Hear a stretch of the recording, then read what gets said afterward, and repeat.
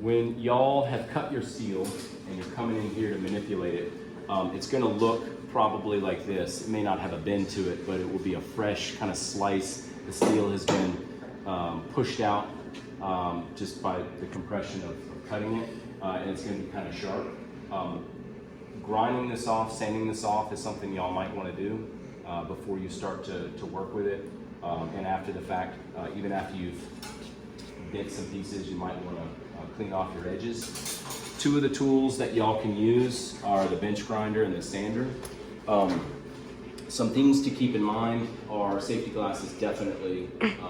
But anything, and I mentioned this in the brazing demo, anything that's dangling, when you lean forwards into this machine, anything that's dangling into your situation needs to be restrained. So that's hair, that's jewelry, that's sleeves, that's hoodie strings, that's necklaces, anything. Literally, if you lean forward and any part of your attire or body leans into this machine, it needs to be tied back. Please. These move at a very high rate of speed, and they don't care about you. So I care about you. Please think about that before you walk up to any of these machines. So, you know, as we move into the cooler weather, you guys are going to be, you know, in hoodies and in jackets. If you get warm in here and you've zipped off your hoodie, but it's left and it's kind of flowy and open, you might just want to take it off, maybe put on the welding jacket like I've put on, button it up, you know, button up your sleeves, roll up your sleeves, just get anything out of the situation that could possibly get into it. So this is general, this is specific, you know, thinking about a lot of tools in that respect. Sculpture's no exception. This will take a lot of material off pretty quickly. This will take a little bit of material off slowly. So don't immediately, if you have a really gnarly edge that you want to sand down, don't start here. Start here, get the majority of it off, and then clean it up. But on the other hand, if you just barely have a little nick or a little sharp edge and you just want to clean it up a little bit, you can move straight to the sander, okay? All right. So when you flip this on, I'm just gonna take that off for the sound of it. Both wheels start to go, and these guards right here, as well as these, should always be in place. If somebody has lifted this up, even though you have safety glasses on, bring it back down. It's a second layer of safety when it comes to your face. And so please leave it in place, all right? And then we also have these. Anytime you're using your steel, it should always be rested up against this point. Don't ever do any freestyle grinding on the wheel, ever, okay? And by freestyling, I mean up in the air. You're not gonna have enough force to be able to stop this from moving. It has to be rested up against this point or that point, okay? And then I'm gonna come in very slowly and just turn my steel like this. And I'm barely putting any pressure on it at all. And I'm just softening the edge, chamfering the edge, making it a little bit easier to handle. It'll create a little bit of heat, but the amount of time I was on there, the friction didn't create so much heat that I can't touch it. But it's just softening the edge. I can go in and I can really press hard and start to take off more material, and now you even saw maybe a little bit of smoke emanating from that. That's gonna be super hot now. I'm not gonna touch that, and it's created a nice sharp edge around there. If you're looking to grind this down a little bit, within reason, you can use this machine. As you can see, I'm moving across the entire edge of it. Don't just stick it right in the middle. It's gonna create a groove in there over time, and it's frustrating for other folks. This wheel is the same, but it's a more coarse wheel. So this is a fine wheel, a coarse wheel.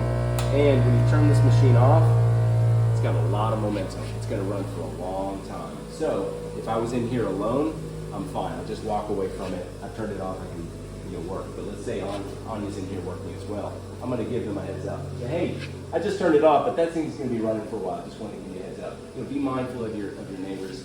Be respectful in that sense. This will run for quite some time. Okay? And even though it's not on anymore, it can still cause some damage. Any questions about the bench grinder? Okay. Put this back on. All right. belt sander, disc sander, when I turn this machine on, both the belt and the disc begin to turn. So let's say Ion and I are both in here working. They can be here, I can be here. We can both be using this machine at the same time.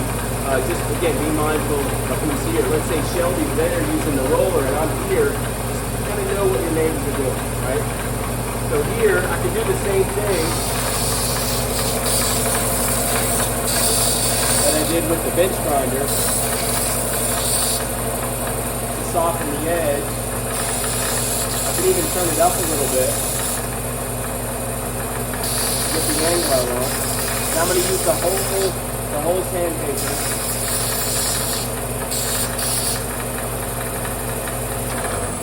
So some things to remember about both machines is the gap between the table, it's still going, the gap between the ledge here and the wheel, and the gap between the table and the belt. Matt and I tried to keep that distance minimal. On this machine, it shouldn't change, but on this machine, as the wheel starts to grind and get smaller and smaller, that gap opens up. What would happen if that gap was, say, 1/2 of an inch? I didn't think about it, and I'm grinding up like this. What could happen? Yeah, exactly. This piece could get pulled in there faster than I can react. And if I'm not thinking about it and this doesn't stop it, you know, it could be bad. So it's okay to tilt your material up a little bit, but the farther and farther you tilt it up, the more risky that is. Even if that gap right now, I said it's less than 1/8 of an inch. So we're, you know, pretty safe. But try not to tip it up. If you want to tip your piece up, let's find a different way to soften that edge. There's safer ways to do it. Okay, any questions there? On this machine, we can also use the disc. Most machines will have a rotation symbol, you know which way it's moving, so the belt's always going down. So you want your piece flat on the table at all times. Don't do any freestyle standing up there. Likewise, the rotation for the disc is coming this way. So I'm not going to grind over here. Why not? I'm going to pick it up. Yeah. So I'm going to grind basically from the center out.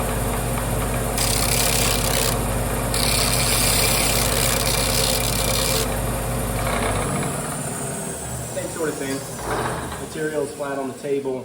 You're starting to go in slow. Something that inevitably happens, especially with the belt on the belt sander, is it gets torn. Somebody comes in with a sharp piece of steel, and I don't know what they do. It's like they take a running start or something, you know? And like just like come in at it like it's a wild animal, you know? Because that's what these things are. Like they're never going to be tame. You know, come in like, okay, you know, just come in real slow. It's good to be confident, but don't just. I don't know. Again, I don't know how the tears happen, but if that happens, if there's a tear in the belt, let me know. I'll swap it out with a new belt. And to prevent that, just go in slow, press slow. If you're really needing to press hard, you're using the wrong machine. Come back to the grinder. Okay. Any questions about those? Should we continue sanding if there is a tear in there? I wouldn't. Yeah. Or at least let me know, let Matt know, and we'll assess. Sometimes we can keep using it if it's not a serious tear. Like I've done that before just to save the life of the belt. But if it's pretty significant, we just have to swap it out. And we can cut that up and use it as, you know, small pieces of sandpaper, which we do. Yeah, just let us know. Good question. Yeah. Questions about these two machines? Okay. Something else real quick before we end is that this is the most amount of material. Then it becomes a fine grinder, and then this is actually the next step. I was reminded that just the physics of the disc, and I think even the grit, it's a little bit more coarse than this. So this is the finest of the grit and the processes for sanding on these two machines. Okay.